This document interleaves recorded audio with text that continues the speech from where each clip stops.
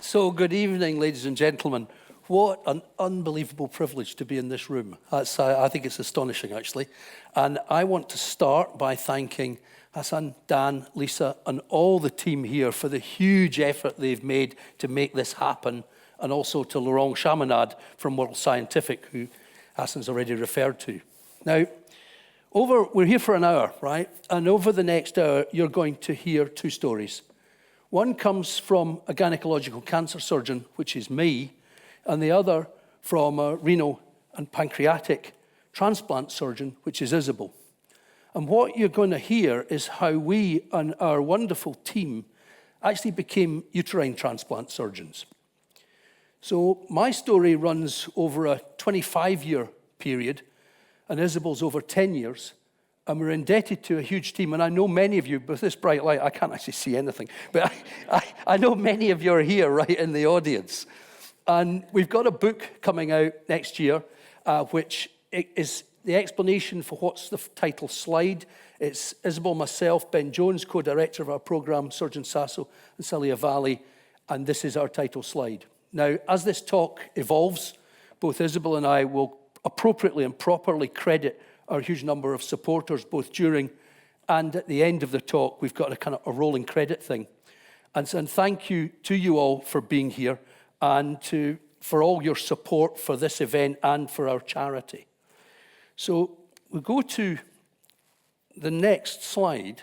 Conflict of interest, right? We always need to declare any conflict of interest. And the potential conflict of interest for me is I'm the chairman of the charity Womb Transplant UK, as well as being co-team surgical leader. The charity is designed to do precisely what it says on the tin, which is to fund the first 10 deceased donor transplants in the UK and 5 living donor transplants, and to forward the cause of research into absolute uterine factor infertility. I'm also a founding member of the International Society for Uterine Transplantation, which I don't think is a conflict, but who knows. So the biggest thing I think about what's happened in the last 25 years is collaboration, right? And I've put there collaboration, collaboration, collaboration. And if you look at that slide, you will see there's University of Oxford, hospitals, there's Imperial College, there's HCA Lister, there's Human Tissue Authority, NHS Blood and Transplant, there is the University of Bristol, Surgical Communication, there is Molly Stevens Group, Tissue Engineering, there's Lancaster University, Law and Ethics, there's law at Cardiff, and then our veterinarian work was done at the Royal Veterinary College in London, and also at the Universitat Politècnica de Valencia in Spain. And it's just been an amazing journey, really. But I want to bring in another word, which is compassion. Because what's kept this team going over a long, long period of time is compassion. And this is compassion to alleviate the suffering of women who have either been born without a womb or who have lost their womb prior to their desire to carry a baby. And so I would like, it's not on the slide, but we've got collaboration, collaboration, collaboration. But I would like to say to you, compassion, compassion, compassion, because that is what this project is. At the root of it is to allow women to have babies. So you're going to hear from both of us, but I want to just start by, and I didn't really clock this right until 18 months ago, although we've done a lot of work in the laboratory as a team, that there's two different surgical skills at play. So the cancer surgeon removes an organ with a margin of normal tissue around it, Halstedian principle. And we take great pride in sealing blood vessels, causing minimal bleeding, and those blood vessels are all completely destroyed in the process. And the samples we take out go to the laboratory, right, for analysis. If you're a transplant surgeon like Isabel, you remove an organ not to send it to the laboratory, but to put it into the next patient down the line. You don't want centimetres of normal tissue around your structure. And what you don't want is a load of fancy sealing devices used to stop any bleeding, because you want nice open vessels that you can anastomose. And that's led to, in theatre, there's a lot of backwards, forwards. Do we seal something? Do we tie it? Da-de-da, right? And terribly important mix of skill. Now, I know a lot of the audience are medical, but for those that aren't medics, I think it's quite important that we define fertility and infertility. And I can see in the audience there my old friend Sam Abdallah, and I always remember him telling me this many years ago, actually 35, probably 40 years ago. If you've got 100 women trying for a baby, 6 months out, 50 of them are pregnant. A year out, 80 are pregnant. That's the definition of infertility. But actually, if you give it one more year, 90 are pregnant, 10 left, and the 10 that are left need help. If you look at causation, third men, third women, third a bit of both. And if you look at the female side, of course, we've got ovarian, tubal, and uterine. And the uterine side accounts for about 10%. And that's either people who don't have a uterus or who've got a uterus which is non-functional because of whatever by way of disease. It could even be an absent endometrium, Asherman syndrome, and we'll talk about that a little later. So if we look at this slide, there are 50,000 women in the UK estimated to have absolute uterine factor infertility. There are 1 to 200 women who go down the route of surrogacy. And then we come to the group of patients who we mostly see coming through our clinics, which is Mayer-Rokitansky-Hauser syndrome. And we know there are over 5,000 women in the UK with that condition. Now, I want to bring home to you what happens to a young woman, girl, when she's usually 15, 16, and there may be a cycle psychologically, but she has no menstrual flow. So, of course, she says to her mum, off they go to the doctor refers to the gynecologist, and usually, people not having a period at 16, there's actually not a big issue, but there's a scan. And that scan shows no uterus. It shows no uterus, no cervix. It shows normal ovaries usually, kidneys may be in the wrong place, may not be, and usually there's a vagina which is of variable length. It may be normal, may be short. This is a total car crash for these poor people, right? These poor young women. It's a disaster area. They can't talk about it to their friends. And up until very recently, unless certainly your only options were adoption or surrogacy, and depending on your religion, you couldn't go down the surrogacy route. Now, clearly, there are also people who have lost their uterus for hysterectomy related to hemorrhage. All-time disaster, of course, is you lose your baby and your uterus in your first pregnancy. Disaster of disasters. And then there's hysterectomy related to cancer.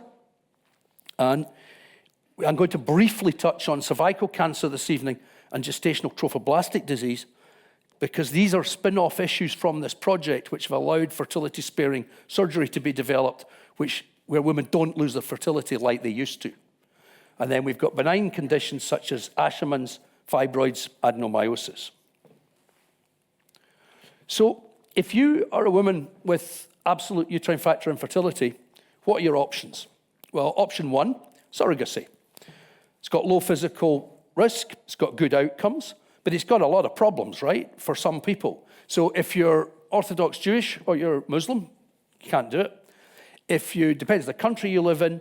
If you live in many countries in Europe, you live in China, you can't do it. You can do it in the UK, in America, it goes state by state. There are emotional issues with surrogacy relating into what's the surrogate eating, drinking during pregnancy, which is a real issue, I think. And then also the other big issue is that, of course, the surrogate delivers the baby, but it is her baby until the point where she puts it forward to the legal adoption process. So there's anxieties, right? And then we've got adoption, which is obvious. It's not your own genetic material, but it's low physical risk. It's got great opportunity for a stable home for a potentially disadvantaged child. But legalities are difficult. And then we come to what we're about, which is uterine transplantation. And it's got some advantages. You get to carry your own baby. There are no legal issues. It's interestingly, with a lot of the ethicists, and you see stuff come about, is this ethical, isn't it? Is it not? Most of the ethicists would say this is preferable to surrogacy, interestingly. And it's the only way to gestate your own baby. But let's make no mistakes here. This is major surgery to implant the uterus. You're going to have a hysterectomy within 5 years, and you're going to have 2 cesarean sections, and you're going to be on immunosuppressive therapy for the whole time that uterus is in, which carries risks, which Isabel will go into in more detail later. I think we're briefly going to just take a side trip here into interlinked studies, because I have given this lecture under the title, How Come It Took You Guys So Long, all right? Because 25 years is quite a long time to do something. And during that process, though, we did develop some other procedures. The abdominal radical trachelectomy is a procedure which allows a young woman with a cervical cancer to retain her fertility. And if I show you this picture, you can see there's a uterus, there's tubes, there's ovaries, there's a vagina, there's a cervix, and there's a blue dotted area, which is round the cervix, round the neck of the womb, which is here, right? And there's the ureters here. Now, the late and great French surgeon Daniel Darjon invented vaginal trachelectomy, where he removed the cervix and parametrium by going through the vagina. Myself, Giuseppe Del Priore, who I think is on live stream, in fact, Laszlo Unger, Giuseppe's in New York, Laszlo's in Hungary. We developed a technique where you came this way. And what we discovered during that was that, in fact, of the 6 supplying vessels for the uterus, 2 ovarian, 2 uterine and vaginal collaterals, you actually only need the ovarian vessels to have a viable uterus. And that procedure is now being performed all around the world and has benefited thousands of women. There's a picture, right? So you know if you're doing a uterine transplant, right, clearly the uterus is out before it goes in. In this picture, you can see at the end of a trachelectomy, the uterus is almost out. It's only connected by the ovarian vessels. Here's the cervix cancer, here's the vagina, here's the parametrium. You cut off across here and you stitch the uterus back in. It's almost a transplant, right? And that's stuff that we were doing back in 1995, 96. And that was part of the journey of this all wrapped up together. We also had a procedure called the modified Strassman procedure. Now, there is a disease, gestational trophoblastic disease, which is where women get cancers of the afterbirth. So cancers of the placenta, they can be highly malignant and they're variable. But what we discovered was, and this again on the back of this research, that you can isolate the blood supply to the uterus. You can aquafloat the uterus. You can scan it intraoperatively, you can identify a tumor, you can cut the uterus in half, you can cut the cancer out, put the uterus back together, and that uterus will work. And we had the first pregnancy in the world from somebody with placental site tumor from that technique. Christian Sunerin, who's PhD fellow, did cold ischemic preservation times. And it's quite elegant because there were 12 uteruses looked at, and the uterus was tip-top-tastic for 12 hours. It makes it easy for me to remember what I'm saying. And it was actually good for 24 hours. We looked at, Deborah Boyle looked at pelvic vascular supply and showed that there was one vessel, I should go back to that, which is that within the ovarian ligament, there's actually one artery and 2 veins, which is why this works at trachelectomy and also works at transplant. Sorry, I knew I'd get it wrong. Then we go to human uterus retrieval. That was with Giuseppe in New York many years ago, and we showed feasibility. And then Surgeon Sasso did work around patient attitudes, motivations, aims, and we also did a healthcare professional survey. And that showed that in the main, we did have reasonable support for what we were doing. So who's potentially eligible for a uterine transplant? And the answer is that you've got to have absolute factor infertility. You, at the moment, for our study, have to have embryos already created by IVF from your own eggs in cold storage. You have to be between 24 and 42 years of age. You have to have no intercurrent medical conditions. And if you've had cancer, you must be 5 years in remission. And it depends on the cancer you've had. So in gynecology, it's one of the lovely things for us is that when patients hit the 5-year mark, so one of the few times that I will give a patient a hug, because I can say to them, mostly, you're more likely, dare I say it, to get another cancer rather than recurrence of the one you've had.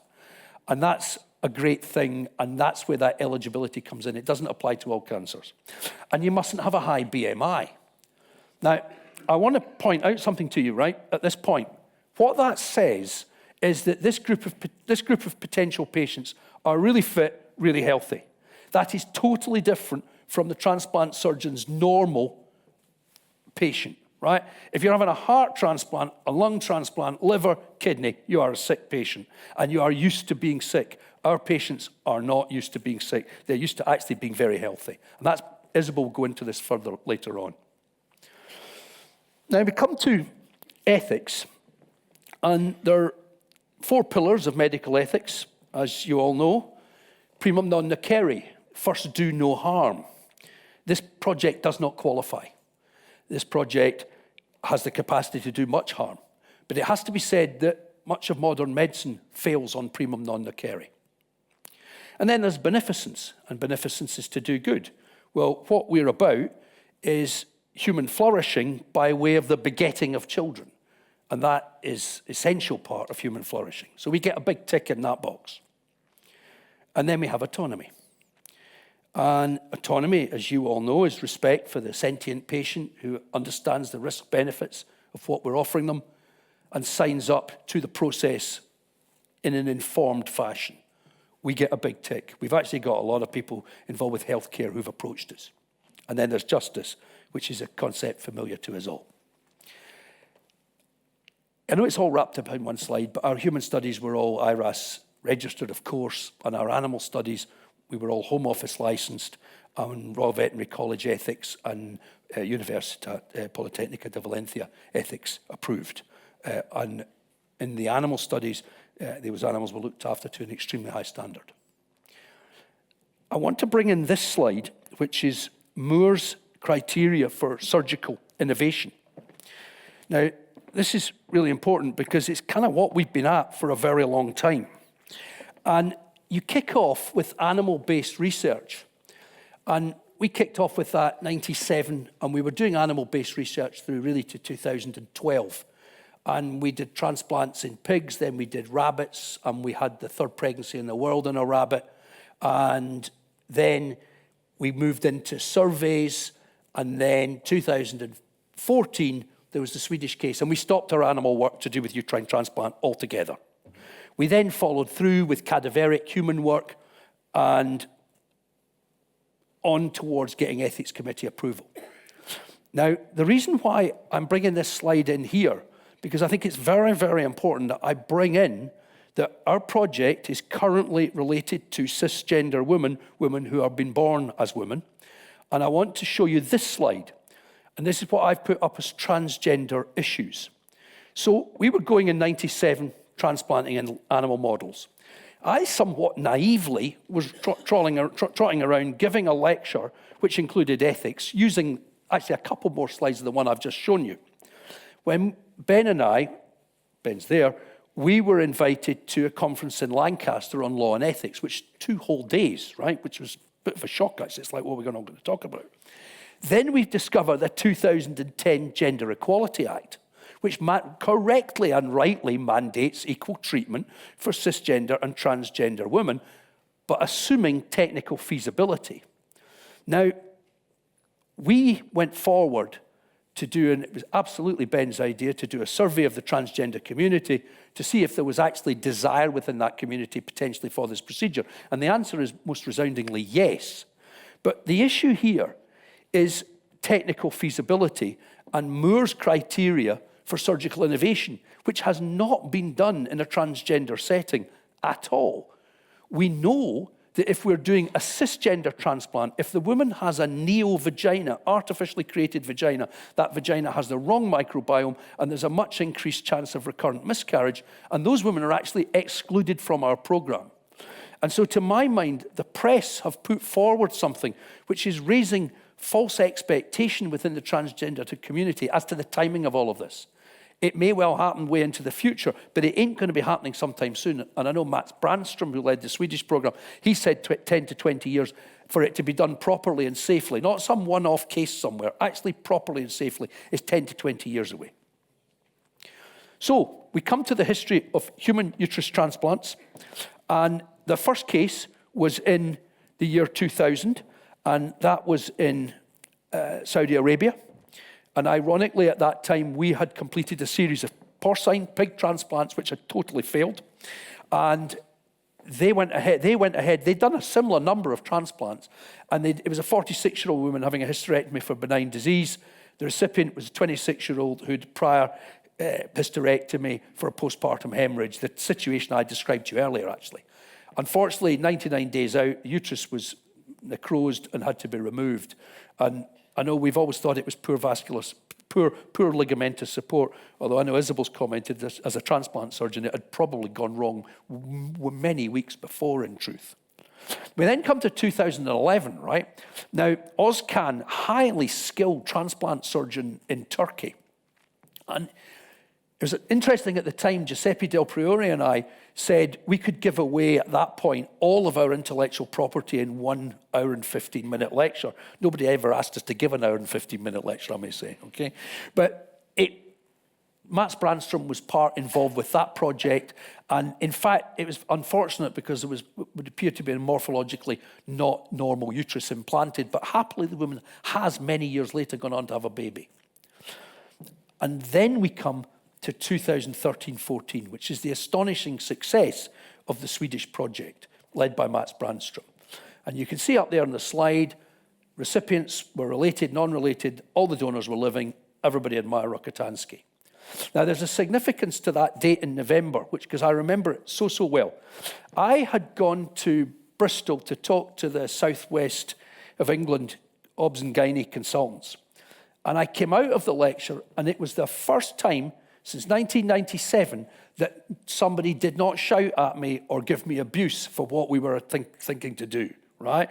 The company were behind us.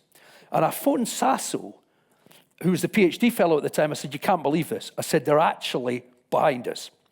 An hour later, I got a phone call to say the Swedes are about to publish and they've delivered their first baby at 32 weeks. Preeclampsia, emergency C-section, baby's alive and well.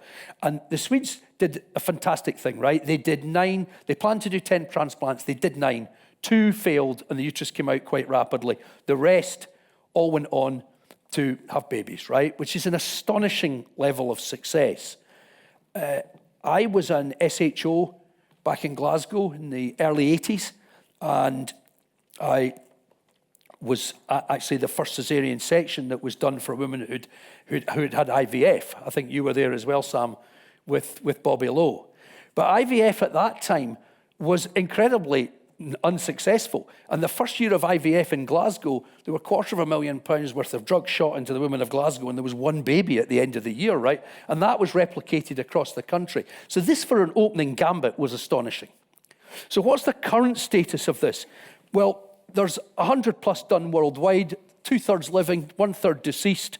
There are over 50 babies that have been delivered, the majority to living donors. The original operations took 10 to 13 hours, which was why we said we would not do a living donor at the start. We said we'd only do deceased. New technique, which came from our friends in Dallas, Lisa Johannesson, Juliana Testa, dropped that down to 6 to 8 hours, ironically using the same technique as trachelectomy, so that makes me a total moron to have not spotted it. That's the way it goes in life, isn't it? And then here's our uterine transplant timeline.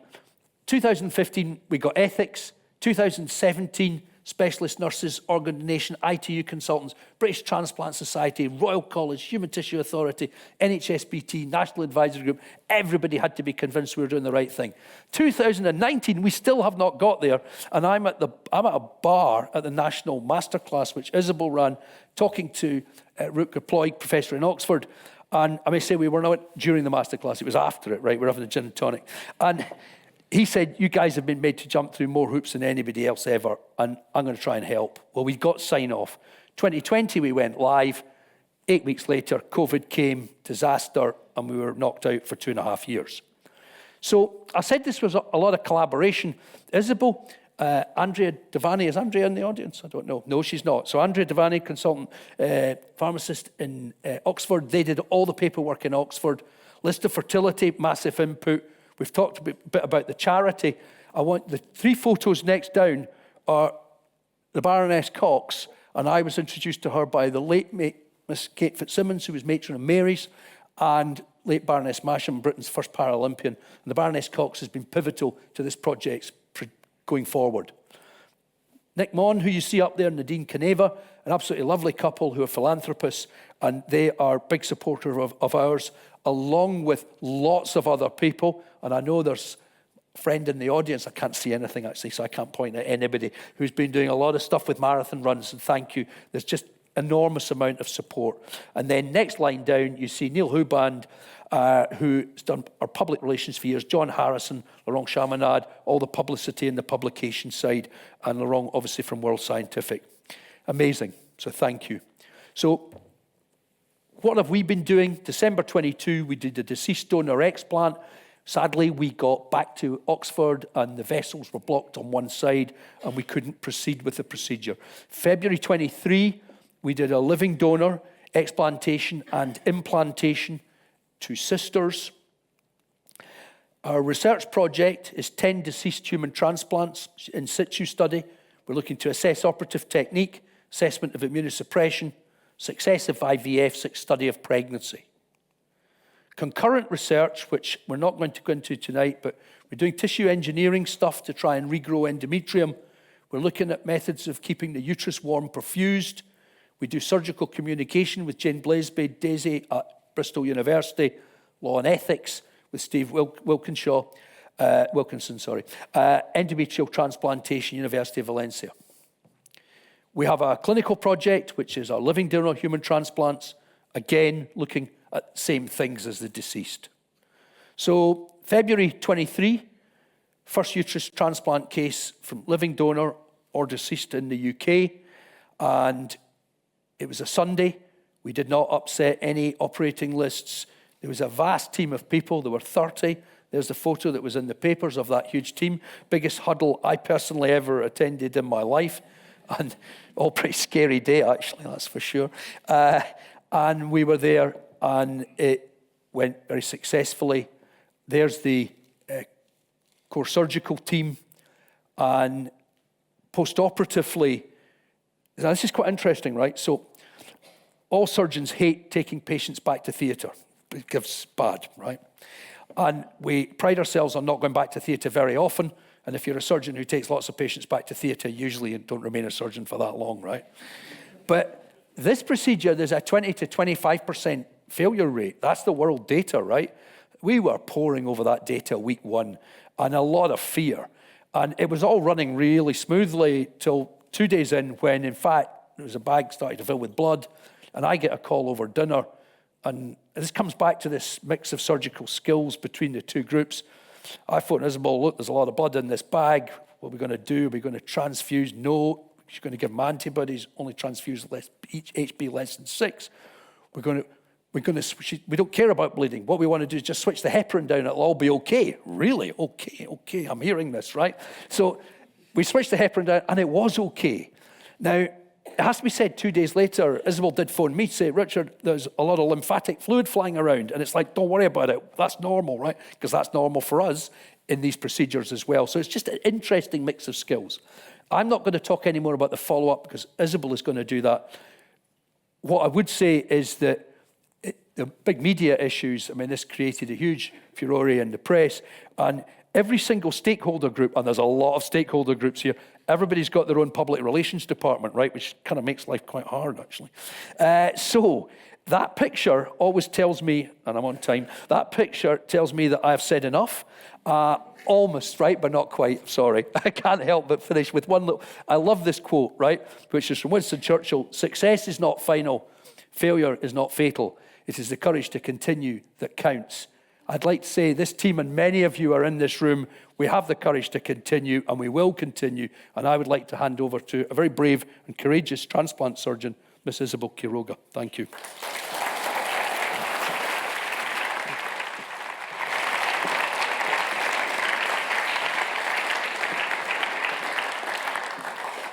Well, thank you very much, Richard, and thank you all for coming here tonight and to share this, our experience.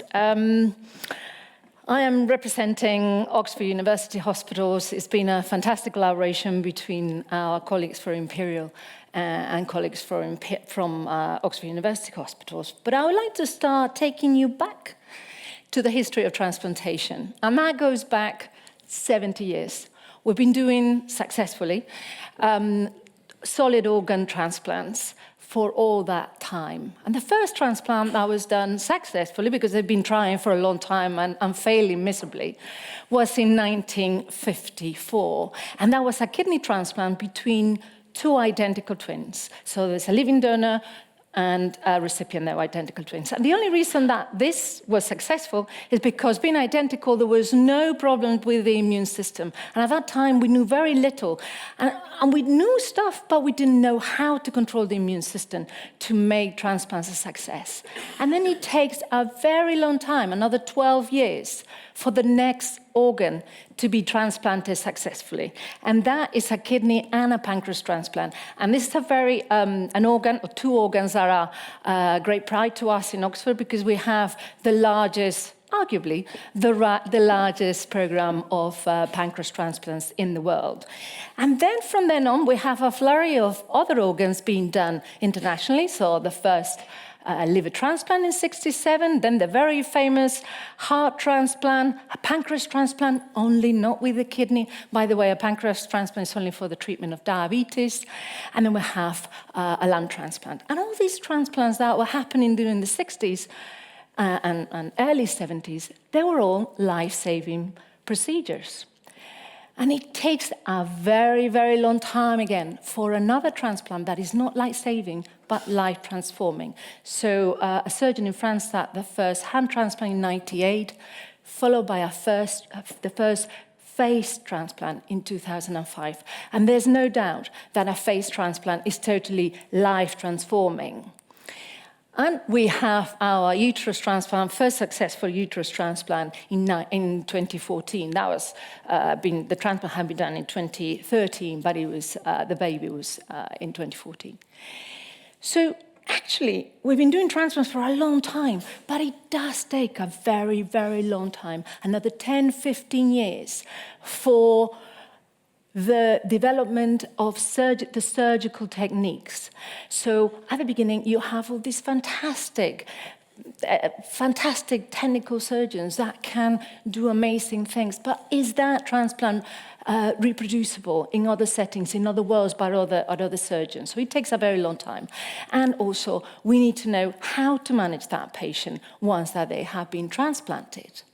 So if I just give you the example of the history of pancreas transplantation, and get back to what we like, if you see on the left side of your picture, that means that here, at that point, we've been doing transplants, or somebody had been doing transplants, I was too young, been doing transplants for 12 years, but only about maybe 150 transplants have been done worldwide. As you can continue in the 80s, again, the uptake of transplantation is very slow, but it takes, once that it comes to the 90s, the procedure takes on and is done by many other surgeons. So I wanted to just show you very briefly that although we've been doing transplant for a long time, this is not a procedure that's done all over the world. And there are many countries in the world that unfortunately cannot do this type of operations and save lives, actually, which is what transplants do. And countries like the States and Spain are very active, and the UK is fantastically active as well in contributing to transplantation in general. We do about 160,000 transplants a year all over the world in a mixture of living donor and deceased donors. And if I also wanted to show you the data in the UK, so just to have an idea of what's happening here. In the blue bars, you can see that's the number of deceased donors that we have in the UK per year. It's about 1,500, from which we get 3,500 life-saving transplants. Another transplant, but mainly life-saving transplants. But you can also note that there is a big difference between the number of people waiting for a life-saving transplant and the actual transplants done. So there is a big, big disparity. And as I have you here as a captive audience, I would like to encourage you to think about becoming donors and help others in the event of your death. So, hope in a very long, distant future. So, and please not today. That'll be quite interesting. So, when we talk about uterus transplantation, we'll be talking about hundreds of thousands of transplants a year. When we talk that we've done in 10 years, we've only done about 150 cases. I don't know how many exactly. So you can see that we are not even here. We are somewhere up there in the very, very embryonic stages of this procedure. So we have, as Richard was saying, we have two different types of donors, living donors and deceased donors. The living donor scenario is has its pros and cons. So it's an elective procedure. We have plenty of time to organize things, to get both patients properly investigated and all ready for the operation. The operation takes place in the same institution, therefore we can minimize the time that between the organ coming up from the donor and being implanted and into the recipient. So that time in which the organ has to be kept alive, if you like, and the core circumstances and the cold conditions is minimized. But not everybody has a living donor. Not everybody has a suitable friend or sister or a mother. And we are asking that donor, that living donor, to take a significant risk. On the other hand, the deceased donors are an organizational nightmare. It's very difficult to get all the services involved. It does take a lot of time to organize all these investigations, and most donors are not at the hospital where we're going to be doing the operation. Hence, that time between the donor operation and the recipient operation can be quite significant. However, we can have a huge number of donors that could help our recipients. And for obvious reasons, the donor is deceased and we have no risk. We add no risk to that donor. This brings us back to what Richard was saying. Uterus transplant is not a life-saving transplant. However, I think it's a life-transforming and it's a life-giving, life-generating transplant. But these women are young, are very healthy. Most of them have never been unwell or have never been in a hospital for major surgery. So for them, it is a little bit difficult to understand risk. And to understand, especially when you are so determined you really want to have a baby, to balance the risks and the benefits could be difficult. So the consent process is paramount here. And the support from the psychological support and from other specialities is very, very important. Because it's a big operation. And when we're talking about risk, potential risk, you can see it's obvious that it's a big procedure, so you have your surgical risks. But as Richard is saying, we have to give patients immunosuppression. If we were to transplant anyone and put a transplant from somebody else and give no medication, within a matter of days or weeks, that organ will be totally destroyed by our immune system. Because our immune system is protecting us against infection and cancer. We need to bring the immune system down, and by doing so, we're increasing the risk of cancer and infection. And those are significant and real risks. And then we have the risk of the medication itself, because as you all know, if you open your prospectus for paracetamol, you probably don't want to take another paracetamol ever again. But these are real, quite heavy drugs that could cause renal dysfunction. It could cause diabetes, high blood pressure, and bone marrow suppression. And then you can have like anemia, infections, etc. So very, very briefly touching about surgical techniques. So on your left, you can see the operation of the uterus in the donor. And what I want to highlight here, and I think it's important to remember, is that we are going to leave the ovaries of the donor behind. We're never going to remove the ovaries, and therefore there's never going to be the possibility that a future offspring is that of or genetically related to the donor. And what Richard was intimating is that we need long vessels. What we need for a transplant is a nice length of vessels, and these are the uterus, normally in the pelvic. Those are the vessels that go just before they go onto the legs. And then we're also going to remove a small cuff of vagina from the donor. And then what you end up is with this. Please see no ovaries, and we have the uterine vessels. Then when we do the transplant, and that's mainly my bit, I remember going to a conference and meeting one of the Swedish surgeons, and the guy said, listen, this is quite easy. He says, just like doing a living donor kidney transplant, but times 2. You have 2 sets of vessels, and you need to join them to the same vessels that you join the living donor kidney transplant. And I'm thinking, no worries. I do that once a week, sometimes twice a week. That's going to be easy. So the only thing I need to do then is to learn how to do the vagina. But I have a friend called Richard Smith, and I don't have to do that. So I am quite happy. As Richard said, we also, our colleagues in Dallas developed a new technique in which instead of using just the uterine veins, and those are the difficult veins to get to, we can use the ovarian veins that make everything much easier. But the procedure is the same, just joining the vessels onto the vessels before they go onto the legs, and then joining the vagina. So now coming up to our program. Richard saying his story is a 25-year story. Mine is only 10.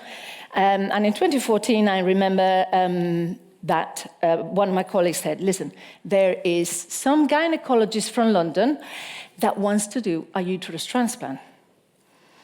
To me, that sounds quite brave and maybe a bit cavalier. I'm a little bit not sure about this. However, I'm also the lead for organ retrieval in Oxford, and he needed a bit of help of how to get into the world of donation and the retrieval. So I said, okay, yeah, I'll meet him. And then I invited him to the National Organ Retrieval Masterclass that I organized with my colleague Rutger Pluing in Bristol. And he looks very nice, he's very pleasant, his team are delightful, but I'm still not convinced. But it was only when I met the first patient. And this was at an event that Richard organized the House of Lords to get some funds, one of his charitable events. And I met the first patient.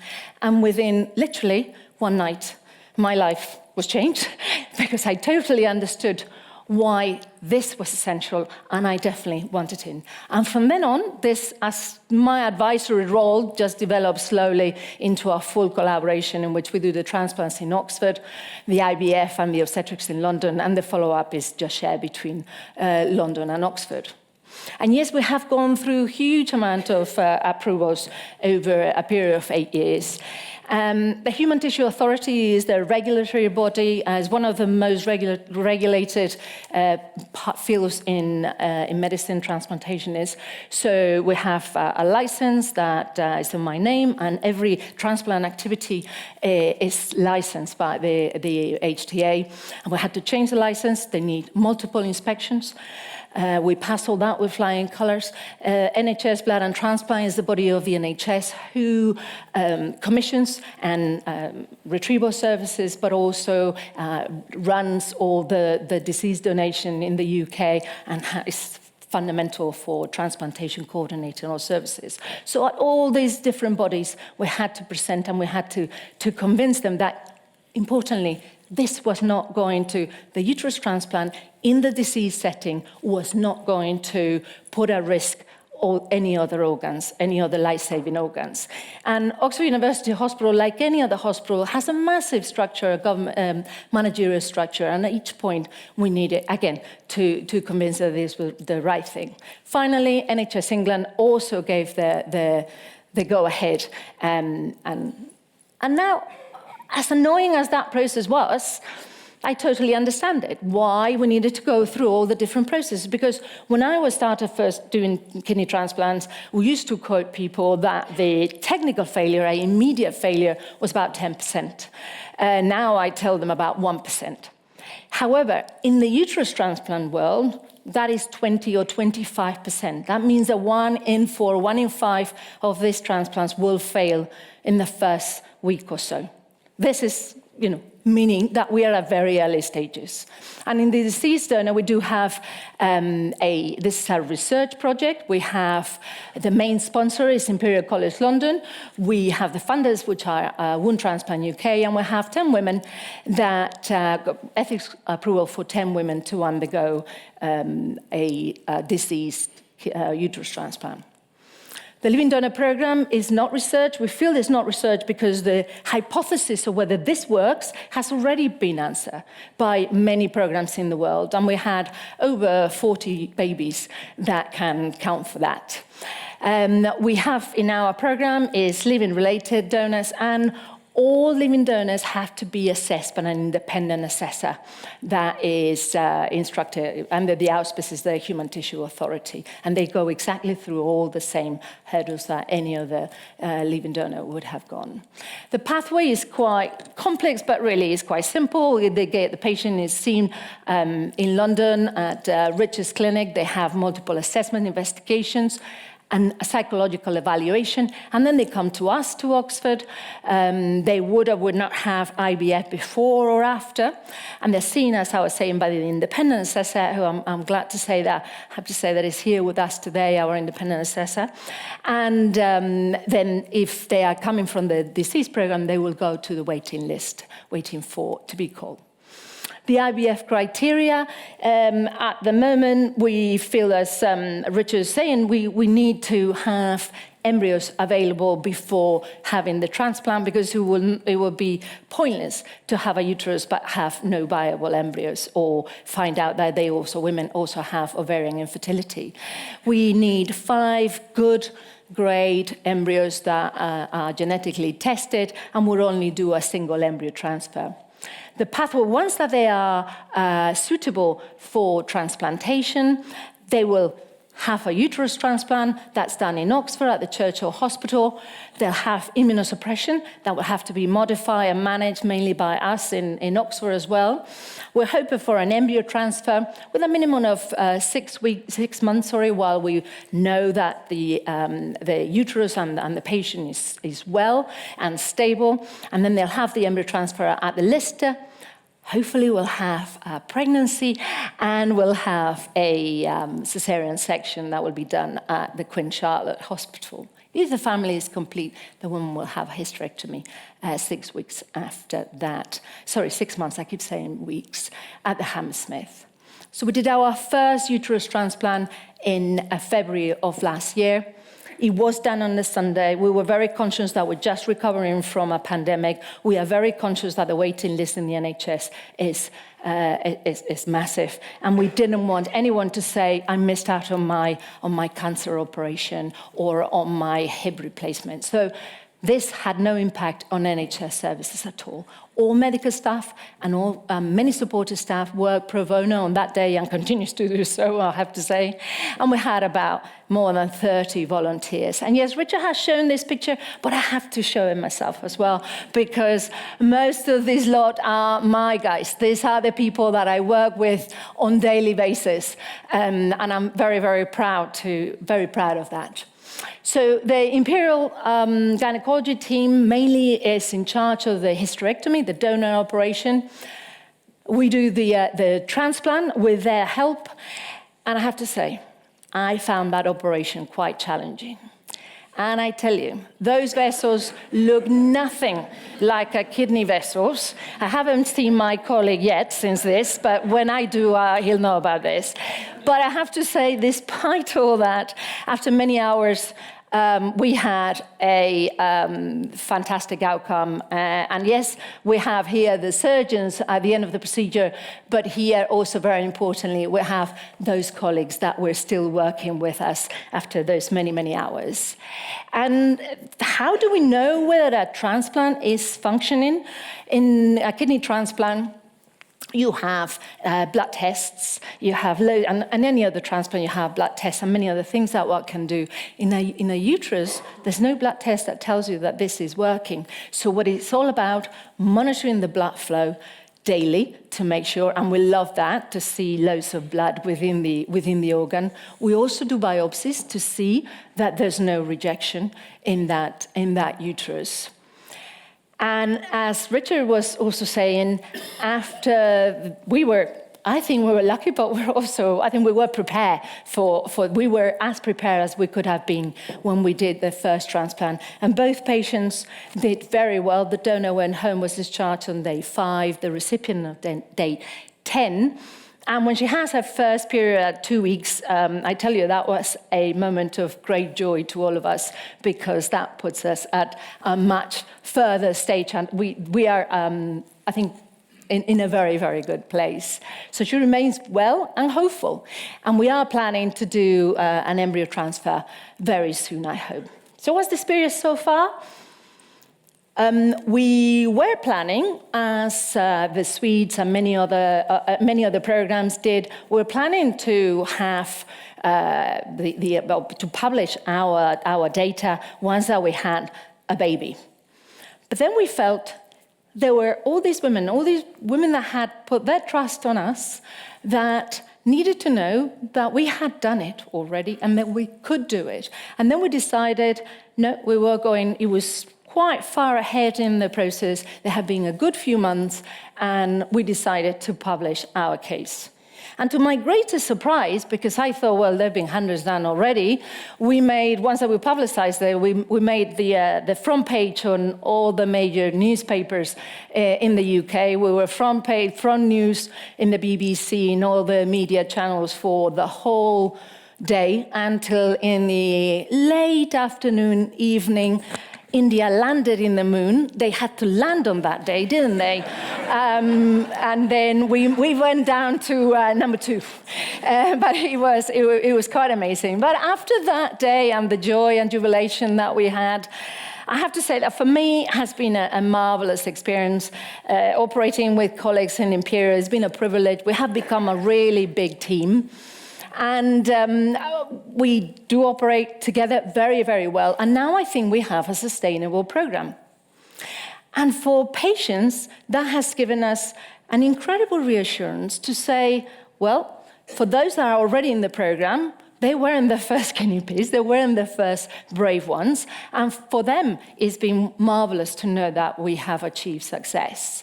But importantly, more women have contacted us, and even more surprisingly is that we've had literally hundreds of British women contacting us wanting to be altruistic donors. So these are women that wanted to give the opportunity of motherhood to others that couldn't. They wanted to share what they've already had, and I think that's truly amazing. And as the experience is growing and we're doing more and more transplants and more babies are born, I do believe that this is the best option for some women, not all, but for some women with uterine infertility.